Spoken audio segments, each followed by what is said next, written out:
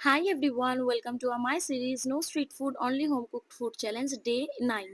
তো সকালবেলা উঠেই আজকে কিছু ড্রাই ফ্রুটস খেয়ে ব্রেকফাস্ট করে নিলাম আর তাড়াতাড়ি রেডিও হয়ে নিয়েছিলাম স্নান করে, কারণ আজকে আমাদের কলেজে আছে রবীন্দ্র জয়ন্তী। তো তাড়াতাড়ি বেরিয়ে যাব। তো এই তো রেডি হয়ে 11টা থেকে 11:30টার মধ্যে বেরিয়ে গেছিলাম। আর তারপর মৌমিতার জন্য ওয়েট করছিলাম, মৌমিতাও চলে এলো একদম মানে গরমে জড়িয়ে পেঁচিয়ে এসছে। তারপরে অটোতে করে চলে গেলাম কলেজে। আর কলেজে গিয়ে দেখি কি সুন্দর এই পায়রাটা বসে আছে। তারপর ঢুকে গেলাম আমাদের অডিটোরিয়ামে, যেখানে আমাদের প্রোগ্রামটা ছিল।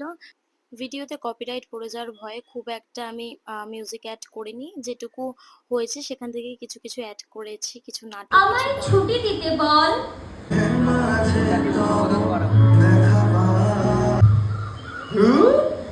স্থানীয় লোকেদের সাথেও এসো হে বৈশাখ এসো এসো।